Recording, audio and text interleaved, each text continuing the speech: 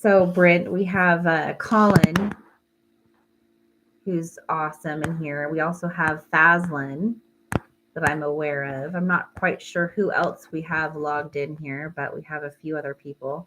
Hello, Inessa.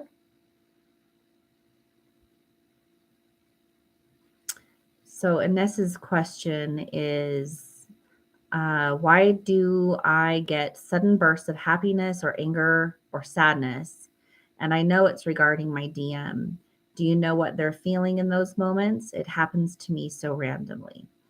Um, the experiences that you're having. So sometimes you'll think like, oh, this must be their energy, or, you know, I don't have anything to attach these feelings and emotions to, so maybe I'm feeling their energy. You're not feeling their energy. It is your energy that you're experiencing. And so whenever you experience something like an emotion, especially something that you don't understand, the mind likes organization and it likes for things to make sense. So it's always going to create a story around anything that you experience or anything that you feel. Where we can go astray is that sometimes the story that the mind offers us or presents to us about the particular experience or emotion um, may not necessarily be true. It's just perception. So if you're experiencing emotions, they're your emotions. If you're experiencing sadness, just because you're not quite sure where the feeling of sadness is coming from, or the feeling of anger or frustration, just because you don't know what to attach it to, doesn't mean that it's not your own energy. It is your own energy. You're always experiencing your own, feeling, experiencing, and creating your own emotions, your own feelings. If you're not quite sure what to attach them to, don't automatically attach them to the story that the mind is giving you. What you want to do is actually detach yourself from the story that the mind is giving you and recognize that's all that it is just a story. And you can either believe it or not. But when we believe our own thoughts, we actually use that as our creative power. So if you believe something to be true, then you're going to experience it that way. So stay in your own, like, realize that that's your own energy. That's really taking responsibility for it. And then being open to it. There are times where I go through oscillations. You're going to experience oscillations of emotion. And so you're going to feel ups and you're going to feel downs, and then ups and then downs. And again, that is all your own energy. It's something that you have become more aware of now that you have met your DM, but you are going to, you're going to be tuned into that. So I know that you say, well, it's never happened before meeting my DM. Well, maybe that's the truth. However, that doesn't mean that it is your DM's energy that you're feeling. It is an experience that you're having as a result of this person. So yes, it is new now that you've met them, but it's not their energy. It's your energy that you're experiencing in a different way now that you've met them. So it's always yours. If it's somebody else's, right? That's to say that you don't have responsibility for the experience that you're having. Now, we do have empathy, and empathy is something that we can use our own experiences and our own energy to have empathy for others. But that doesn't mean that we feel their energy. Okay, we don't feel other people's energy in that way. We can interpret it, we can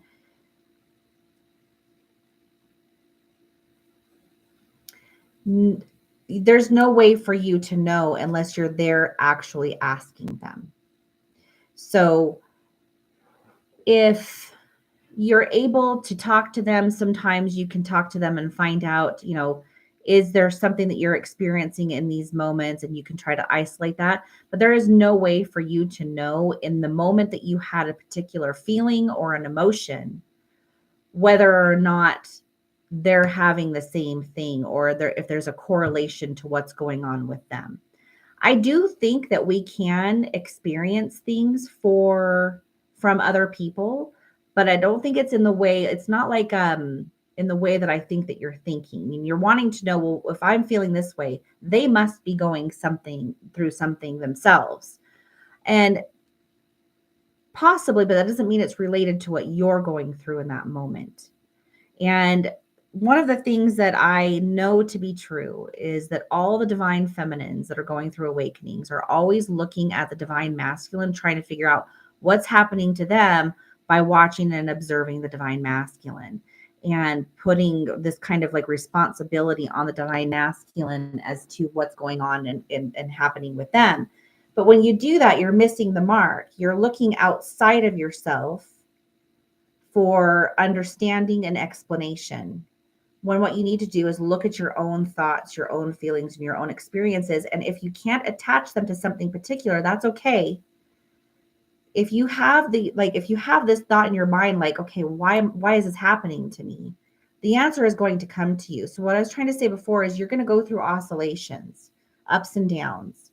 Sometimes you're going to have feelings and emotions that you can't attach to anything. You don't know why those feelings and emotions are there. And it's okay. You don't actually have to know why. If you just allow them to be there, stay present in the moment. This is where presence becomes key. If you stay present in the moment, then over time, that oscillation of feeling down or something, it can last for a couple hours, a couple minutes, a couple weeks, a couple months. You can go through long periods of oscillations. Yes, exactly, Brent. It's the ebb and flow. And you may not know what it is at first, but I promise you it will reveal itself to you. I've been in down oscillations for like a couple of weeks, and all of a sudden it makes sense to me. It's just like you have to just kind of allow it to develop and show itself to you as to why it's there. If the mind starts trying to figure it out right now, it's going to attach a whole bunch of, well, maybe it's this and maybe it's that. And that's not necessarily bad. But remember, the mind always wants to create a story around something, and the story may not always be accurate. So I say, look at those things, be present, watch them, but just let it reveal itself to you over time. Every breakthrough that I've ever experienced, every shift in consciousness, or, you know, becoming more, more aware of who I am and the patterns and those kinds of things. There's always this low oscillation that precedes this sort of like breakthrough moment. And that's what brings you to it. So it's revealing itself to you, and then you have a breakthrough.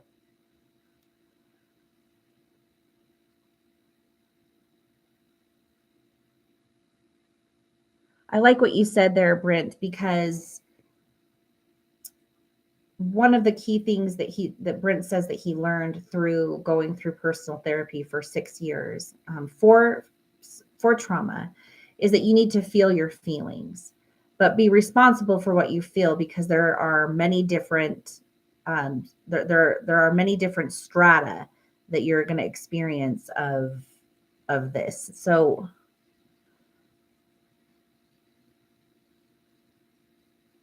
and what Colin says is absolutely true. The ego wants to know what's going on in that moment, because the ego is stuck on the story that we have associated them with. It's another way that the ego fights to be relevant. It wants the story to stay alive. And in order for you to change things in your life, you have to let the story go so that you can create something new, something else.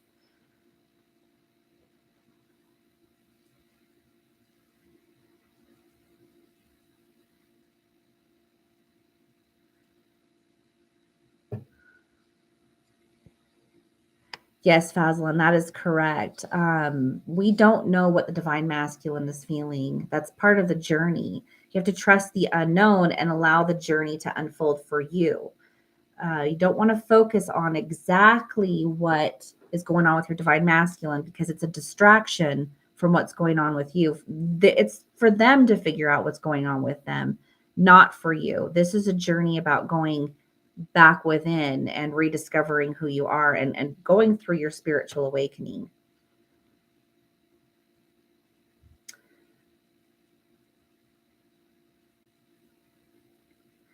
Yes, in some ways I did feel there's been different times to for just me. His question was, or her question, his or her question was, did you feel your experience come full circle? I felt it once. I let go of stories, past events, and I had long forgotten resurfaced in a relevant and healing way. Yes, but that happens like with lots of things. So I don't know that anything ever reaches some like pinnacle point. Like you're in this life, and your whole entire life is your journey from the moment that you're born until the moment that you die. You're going to be constantly expanding in your consciousness and in your awareness of self. There are breakthrough moments, there are tower moments, there are moments where you pivot and you shift, and they're big, big moments of change in your life, um, where revelation takes place for you. But that doesn't mean that it won't build up. You won't like continue to deepen in your awareness and your consciousness of any particular thing. So I would say once something does seem like it's come full circle, every ending is also a beginning. And so it will loop back around again on top of that. And you'll learn even more and more and more as you continue to progress through your journey of life. I love Dr. Joe Dispenza, Inessa. He's uh, groundbreaking in his field of work. He takes science and spirituality and combines the two, because spirituality is actually science and science is spirituality. We call them separate things, but they're really actually one and the same. Science is just the discovery of what already is, and spirituality is what already is. And so it's us as human beings discovering or rediscovering what already is. We're learning it, but it already exists as it is.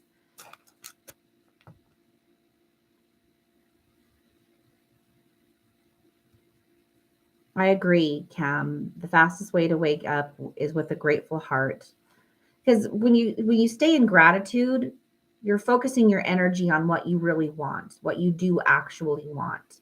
And when you focus your energy on what you want and take it away from what you don't want, then you're creating momentum to what you really do want, which means more of that is going to show up in your life. It's the law of attraction simplified.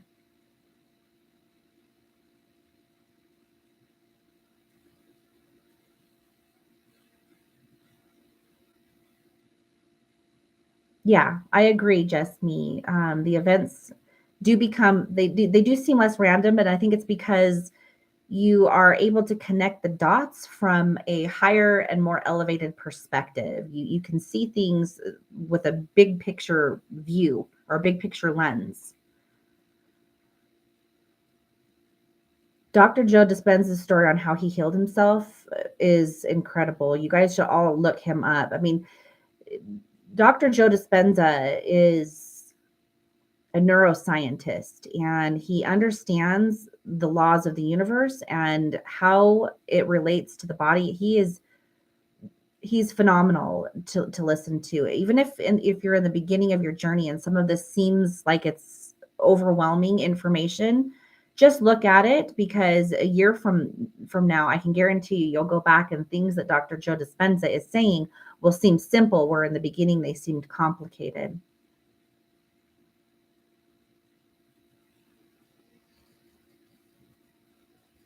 I agree, Brent. Things do seem more relevant the more you understand and I like that you called it a prophetic story, because it is like our life, what we see happening outside of us is prophetic. It really, really is. Um, it's a revealing of who you are to yourself. And once you really master that, then you actually get to create from that. And that's where real true change takes place in your life. You're no longer a victim to your circumstances. When you understand how you created them, then you can turn around and make change and create something different, which is why, in essence, it's so important to take responsibility and to just look at your own emotions, look at the experiences that you're having, And if you have the question, know that the universe and God and your soul already know it, and that the answer is on its way and going to be revealed to you. That's where synchronicities and paying attention to the things that are happening in your life, they really mean something to you. Your journey is not going to look like anyone else's. It's never meant to.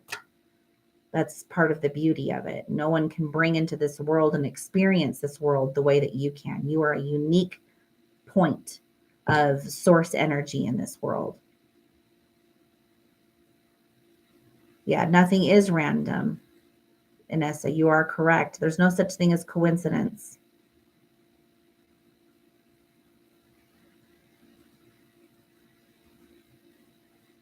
Yeah, The Power of Now by Eckhart Tolle. Is it Tolle or Tolle? I hear people say different things, Eckhart Tolle or Eckhart Tolle. I always say Eckhart Tolle.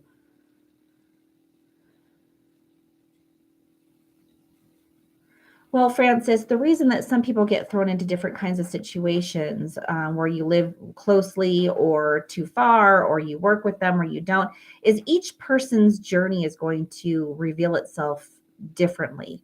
And it's exactly how you need it to be in order for you to go through your awakening process. Again, you're a unique soul, a unique blueprint in this world. And we're all in the same world, yet we're all experiencing it from our own perspective. No one sees the world the way you see the world. No one will experience it the way you experience it. No one will interpret it the way you interpret it. You can have two people going through the exact same thing, but how they're going to experience it and perceive it will be vastly different. And that's because you are unique. And so how your journey reveals itself to you is exactly how it needs to in order for you to go through the awakening process. We are here to awaken to our true nature. And we either accept that journey and go through the process and allow ourselves to become the butterfly, like, a caterpillar becoming the butterfly, or we refuse it and we resist it the entire way. And when we refuse and resist, we get more and more trauma. We get more and more, of what we don't want. And it's because we're wrestling with it.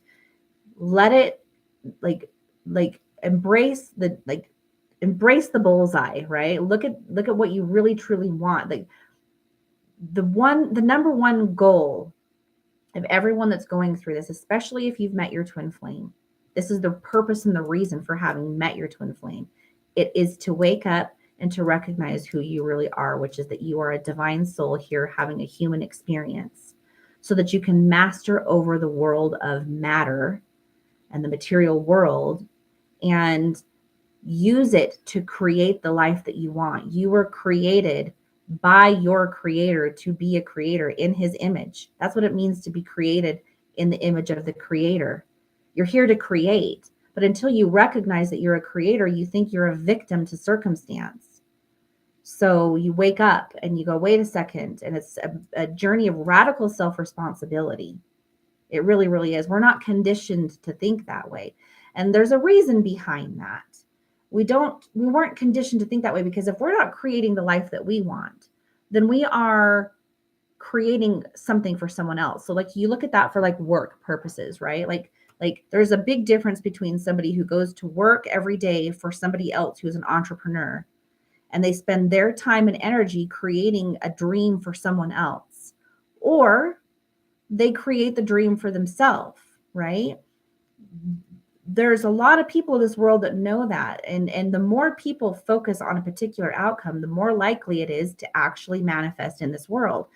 The physical world around us is a manifestation of the spiritual, the imagination of those that know how to use these laws to create in this world. So you're either creating somebody else's dream or you're creating your own.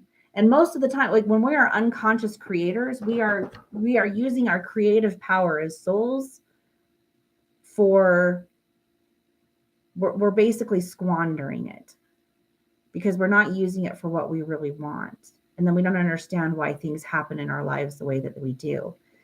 This is a complicated subject, yet at the same time, once you understand it, it's actually quite simple.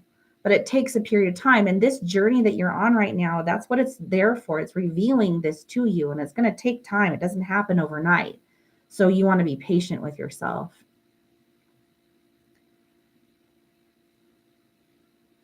Yeah, I agree, Brent. Refuse and resist is used in other aspects of our lives having to do with our children. So you can see how it translates into other areas. It does. It translates into all areas.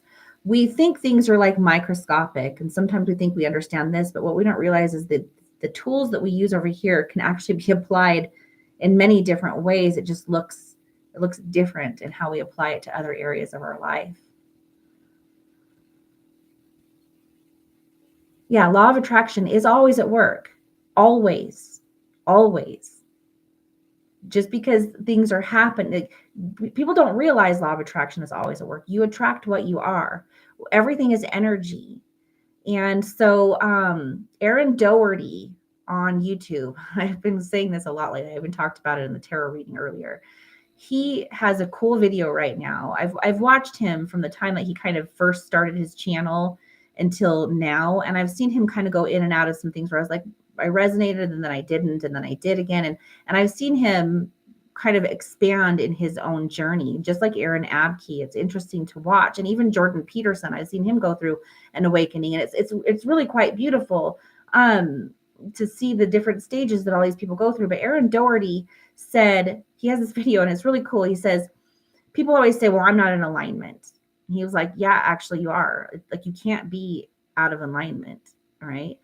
You may not be in alignment with what you want, who you really feel like you are, but you are in alignment with the current reality that you are experiencing.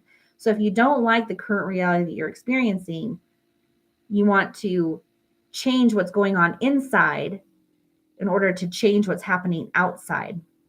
So you need to be in alignment with what you want, not with where you are. And that's how the law of attraction works. And one of the great ways that I've heard this explained is in the Samadhi movie. Samadhi movie is free on YouTube for any of you that haven't watched it. It's phenomenal. There are three movies for that, like 3 in the series right now. I haven't even watched the third one yet, but the first 2 are wonderful. And I like the way he explains it. He says that when you're looking in a mirror, light, the world around us, the material, physical world around us is like looking in a mirror. And when you look in a mirror, you see your reflection. Your reflection is real, but it's not real at the same time. The reflection is real because the reflection exists, but the reflection is not the source. There is a source of the reflection. And so when you're looking in a mirror, if you want to change the way that you look, if you start trying to mess with the mirror and you're like trying to like touch the mirror and make the mirror look different somehow, like by messing with it, you can't change the reflection in the mirror.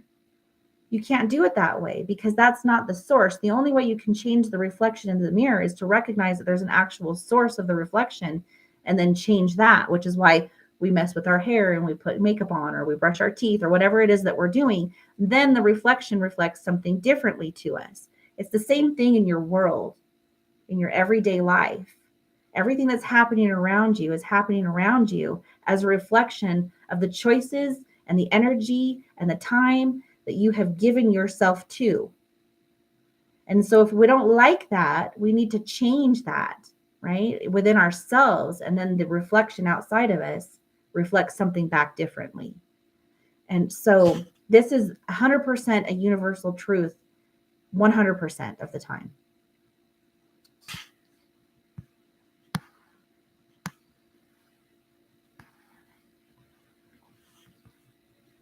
You scroll up here a little bit.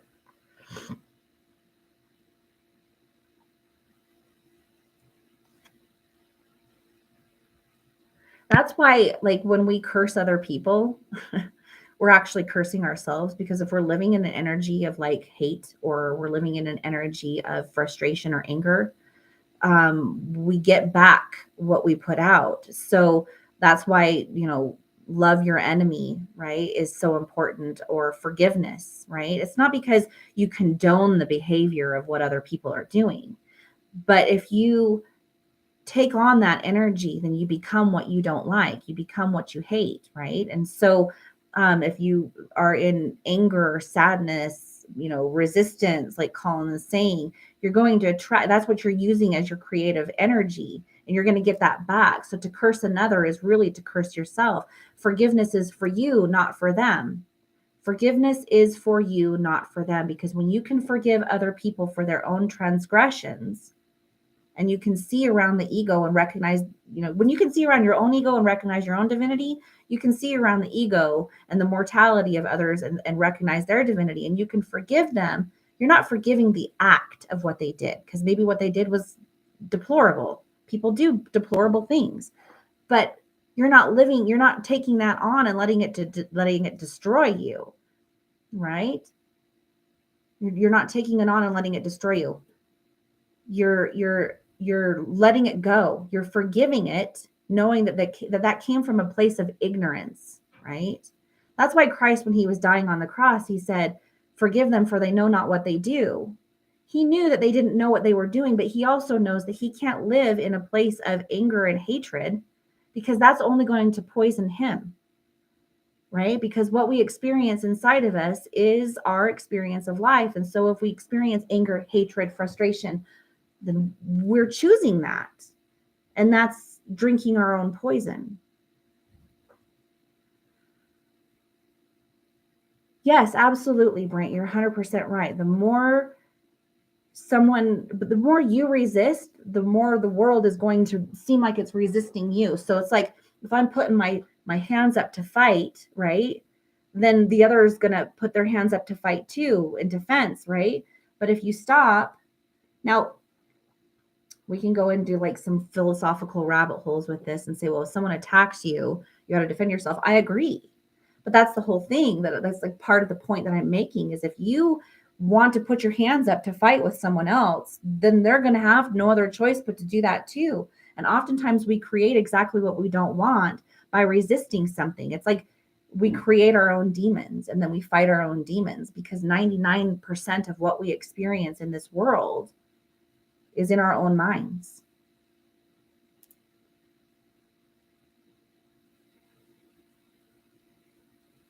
Yes, everything and everyone is you pushed out. We are all from the same source.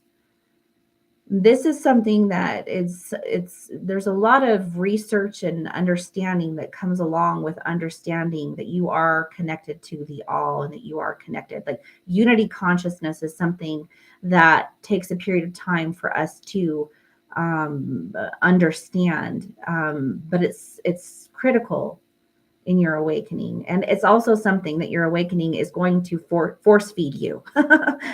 Like, you're going to get all these experiences, and it's going to teach you over time. And there is no ceiling on that, you guys. There's no ceiling on that. You will continue to grow and expand. It's universal law.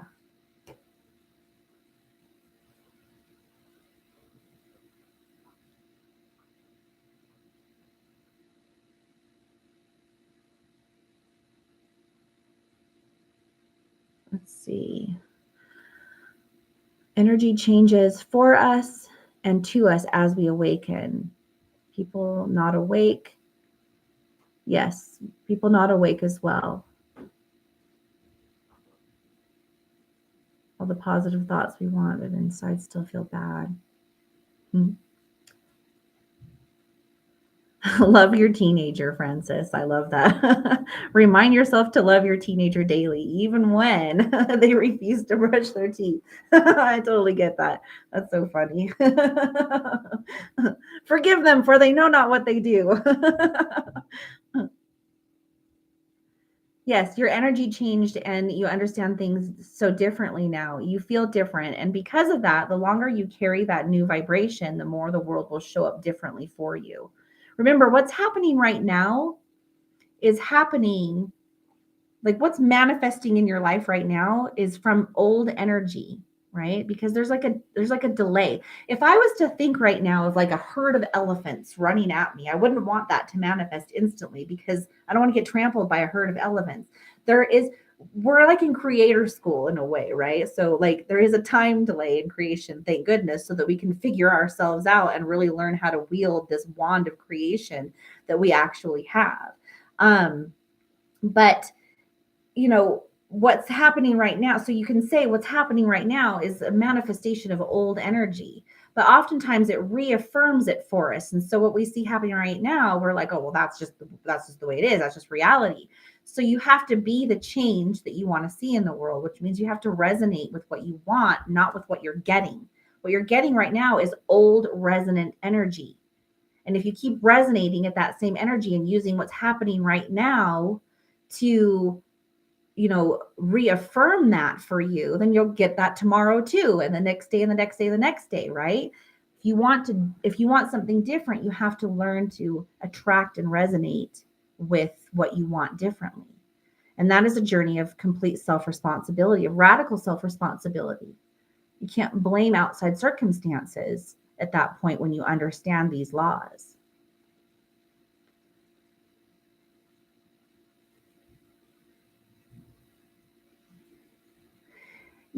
Colin, when he says that you can't hold someone who is unawakened accountable for their actions, I agree and disagree with that, because part of what we do in an unawakened state is a vibrational choice of where we have chosen to put our energy and what we've allowed ourselves to be attracted to. So we forgive them because we know that they don't recognize what they're creating from and what they're creating with, and that maybe they have adopted some very, very terrible base ways of thinking in life, and terrible habits and perceptions. And a lot of that may have been put on them by their parents or their teachers or other people who are still coming from a place of I guess being unawakened, right? So they don't realize that they're taking on these patterns. They don't realize that they're taking on the programming. However, they're still allowing themselves to partake in things. They still have a lot of the same intuitive tools, and they kind of still know a little bit of what's right and wrong. And so it's like with children, you can have 3 children that all come from the same family, but how they perceive the family is different and their experience is different. And so they'll some will grow up to be perfectly fine and well balanced, and then the other ones will grow up to do murder and terrible things. We can't judge another person because we haven't walked in their shoes and we don't know why they're where they're at. However, I do think people, we're here to reveal ourselves through our ignorance. The veil is put over our eyes to reveal the truth of where our hearts really reside. And how that is revealed to us is the choices that we make, especially when we're not awakened. Especially when we're not awakened.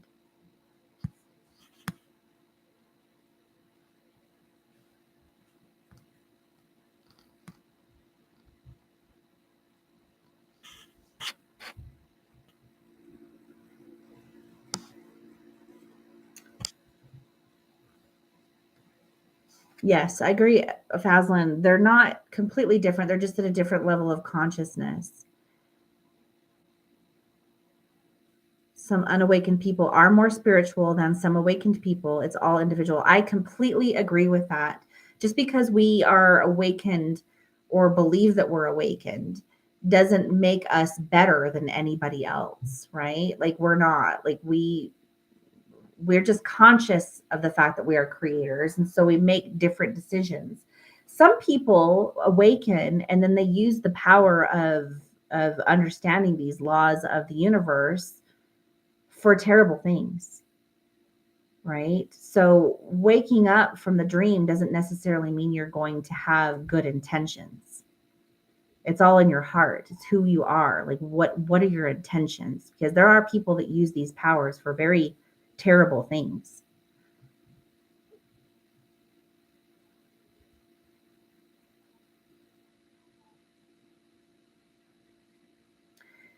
You don't have to accept it or be okay with it. You may have to set a boundary, but you can't really hold them responsible, in my opinion. We wouldn't hold our child accountable if they didn't know better. No, I think we would have to hold our child accountable in order for them to know better. In order for them to actually understand that they're doing something, you do have to hold other people accountable. I see what you're saying, Colin, because that I do believe forgiveness and a lack of judgment for why they're where they're at. But I do believe holding them accountable is exactly what might wake them up from the ignorance that's causing them to make those poor decisions. That's kind of what happens, is like life gets really hard, and then oftentimes we go through a spiritual awakening and realize that we created it all on our own. Forgiveness, absolutely, I believe we should forgive. However, I do think we should still hold people accountable for the mistakes that they have made. I hold myself accountable for everything that I did even prior to my awakening. But I also realized that all of those things that I did that I would say were not good also played an important role in getting me to the place where I was able to wake up. That it all led me to the same place.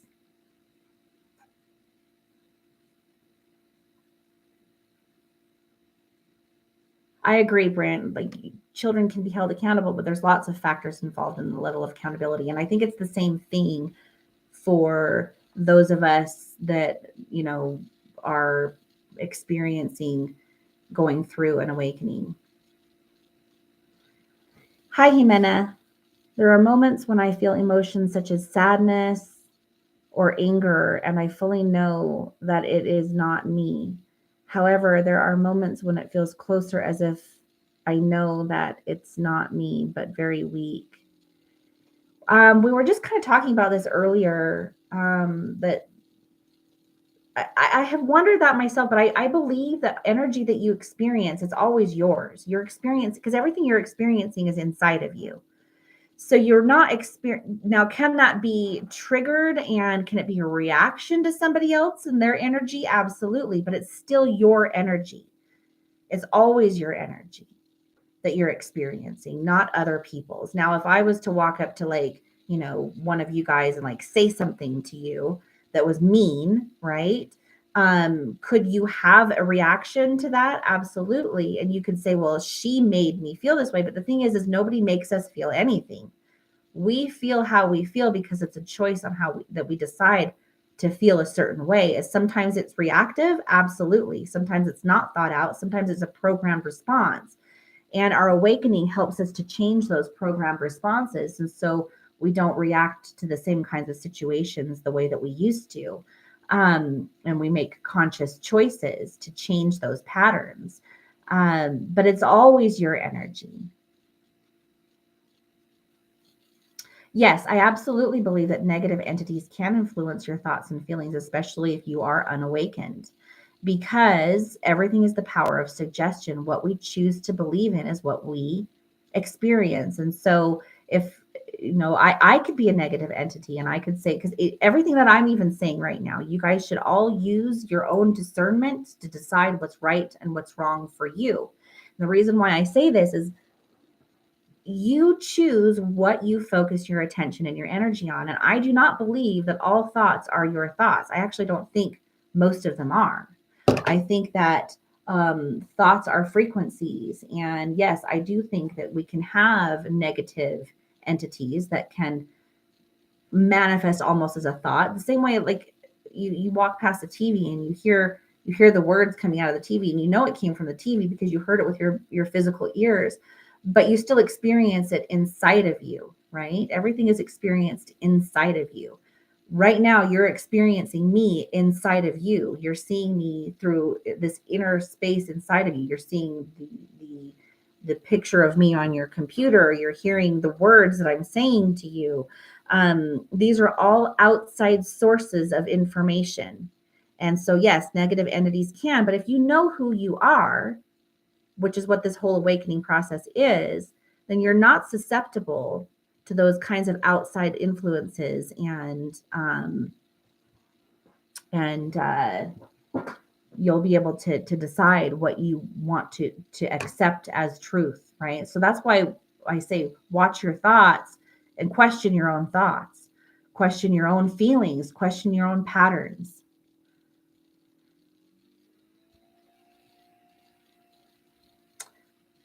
Faslin says, Francis, I feel they could, but as souls, we have the power. We are the power. No one can do something without our permission. That's absolutely right. No one can do anything without your permission. No one can make you feel or think or experience anything. It's our choice. That's radical self-responsibility. Now, again, sometimes this is reactive. If someone walks up to you and says something mean, you might have a reaction to it, but your reaction, that's the part you have to look at. Not so much what they said, but why did you react the way that you reacted to it? And sometimes it's instant, but if we look at that, objectively and realize that we are the soul and we can observe our reactions, then maybe we can say, oh, and once we become aware that a reaction isn't necessarily for our highest good, we can let go of that reaction or slowly kind of stop reacting the same way. And once we do, that's when things start to change outside of us. So what we give our attention to is very, very important. What we choose to believe in is very, very important. And that's for all of us to decide on our own. Yeah, I'm awakened. As much as I understand that to the level and the degree of consciousness that I'm at right now, but I was awakened 2 years ago, and where I'm at right now is different than where I was then. And I'm sure in 2 years from now, it'll be different than where I'm at right now. When we're awakened, it's that we've become awakened to the fact that we are more than the mind and that we are more than the ego, that we are awakened to, we wake up from the dream of identity and the mortality of what we are. But we're still good. We're still human. We still have the human aspect of ourselves, right? If I always thought that I was my hand and I suddenly realized that I was much more than just my hand, that doesn't mean my hand isn't going to still do the things that my hand did, right? Your mind is still going to do what the mind does, and your body is still going to do what the body does. It's what it's programmed to do. But waking up is realizing that you can reprogram it. You are the programmer. So you're either creating unconsciously because you're not awakened, or you're creating consciously because you are awakened. And in order to create consciously, you wake up and then you reprogram your reactions and your thought patterns. You realize you're not them and you're not bound by them, so you can change them, but you have to recognize that they're there if you're going to do that. I was listening to some stuff in my NLP course today, and they were talking about that quite a bit, which is, and Dr. Joe Dispenza, who we were talking about earlier, talks a lot about that as well, reprogramming your mind. There is physical science behind this. It's not just spiritual woo-woo, but spiritual people have been talking about this for centuries and centuries and centuries, long before science was able to really break it down and start making sense of it.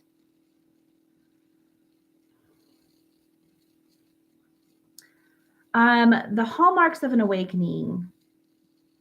Let's see. So Brent says, what are the hallmarks of an awakening? I'm still a little fuzzy. There seem to be differences of opinion. For those that don't have the flash, we know something has changed but are unsure. Yes, the way I understand an awakening is in the way that it was experienced for me. There is a flash that you experience, something changes. It is like a light switch that gets turned on, right? But it's sort of like this understanding, like it was already there, right? You've always been an enlightened being. You've always been an awakened consciousness, but you forget who you are when you come here, because you become the mind, you become the body.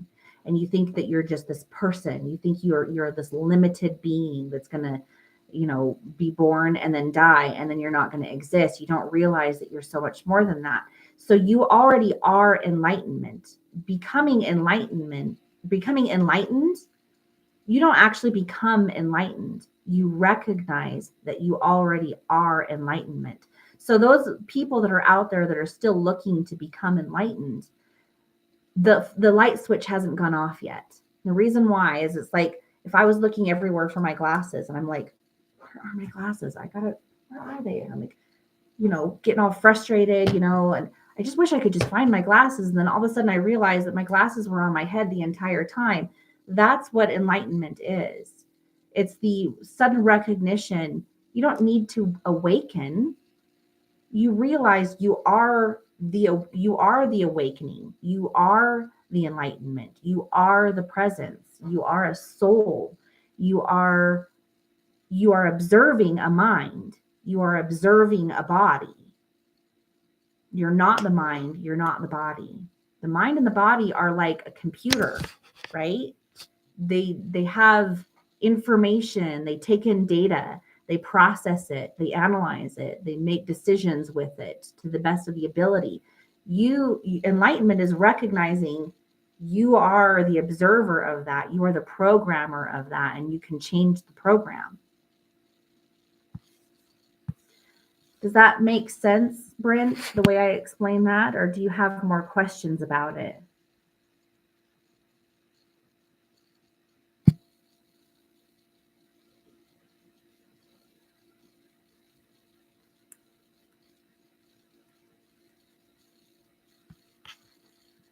Yes, further awakening. It's coming into a deeper understanding of what enlightenment, like of what you already are, right?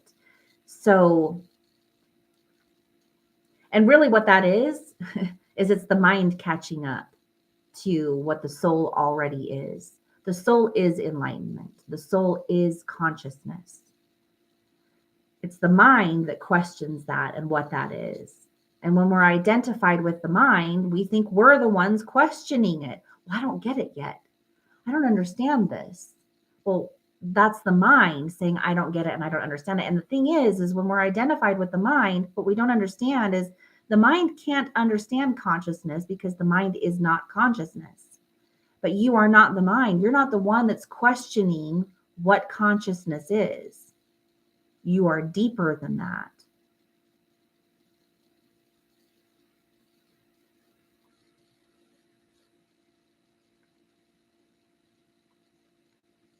Thanks, Leticia. You're a sweetheart to me. And you guys, I just have to tell you, Leticia has a channel on TikTok that's awesome. And so you guys should go check it out. It's True Essence 8. And she's got some good stuff on there. Leticia is a beautiful healing presence. You guys should check out her channel.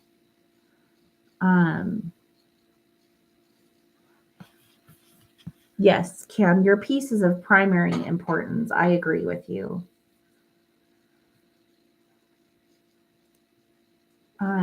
Because that's your experience, right? And when you know what you are, and you know that you are enlightenment, and that you're not cut off from any scenario. Infinite possibilities already exist. Time doesn't actually exist. Time is a construct of the mind, and that's a fun rabbit hole to go down.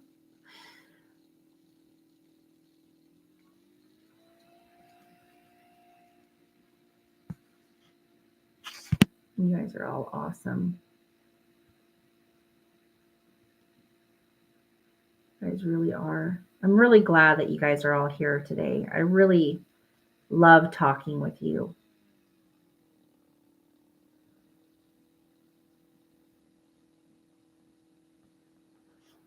Yeah. Awakening is you're still having the human experience. You just recognize that you are the soul witnessing the human experience.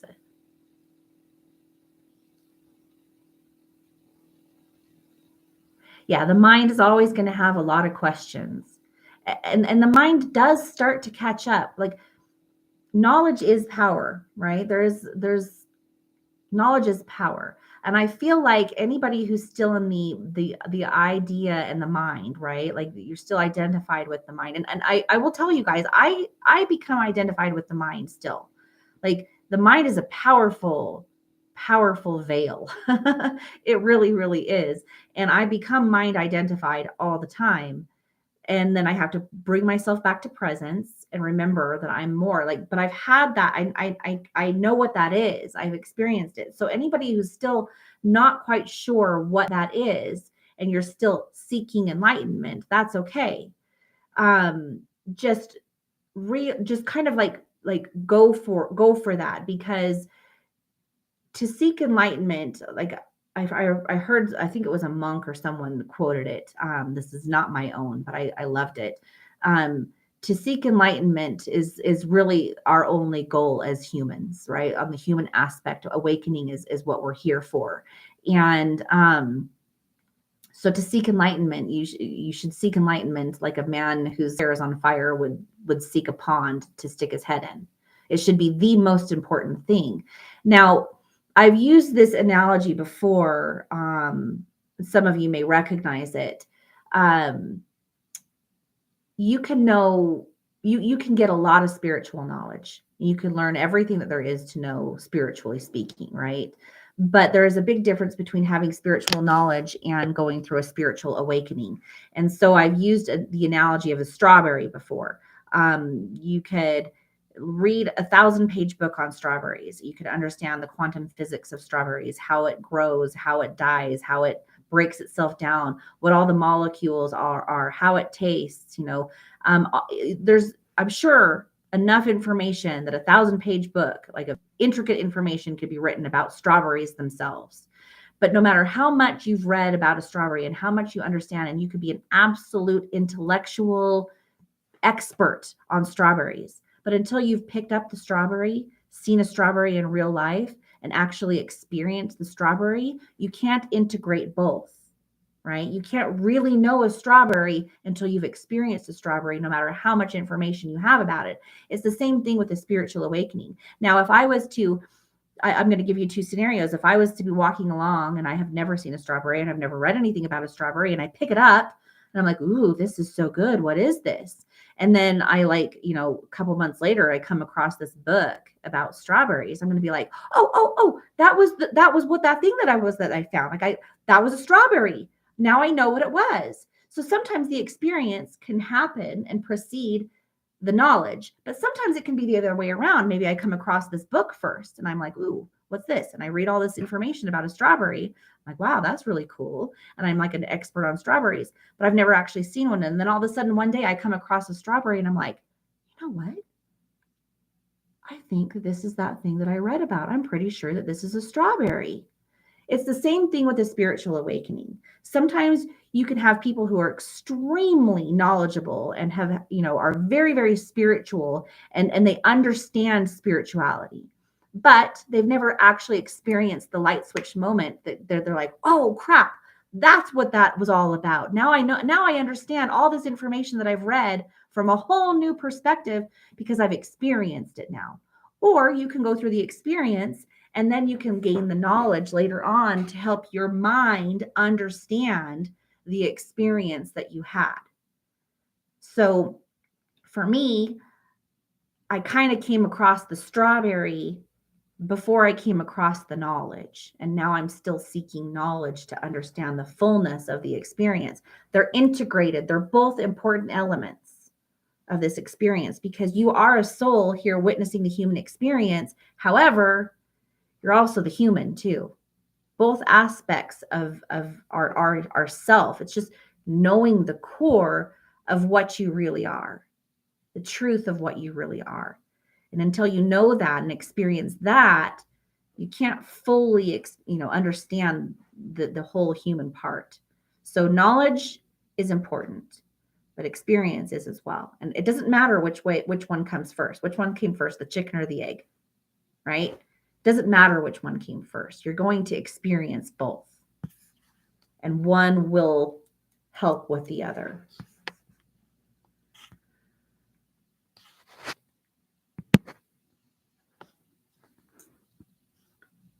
All right. Well, does anybody else have any other questions for me today? Does anybody have any other topics that you would want to discuss?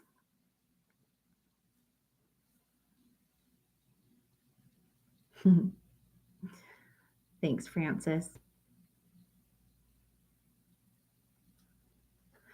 Well, I think I'm going to go ahead and just call it for today. And then we'll do another live next Tuesday. But thank you so much, Colin. I love the building of this community too. I'm so glad that you guys are here with us, and the fact that you're all here supporting us. Anyone that already knows us and anyone that's here that's new, that's just getting to know us. We are really, truly grateful that you guys are here. It means the world to us. And, it's so good for all of us to come together to help us with this whole journey and experience that we're all on and that we're all trying to, navigate our way through. So we're all part of that family together. So we're all conduits for each other. Thank you so much, you guys, for being here. Love you, love you, love you. Thank you, Cam. Thank you, Brent. Thank you, everybody else that joined us today. And we'll see you guys next Tuesday. See ya.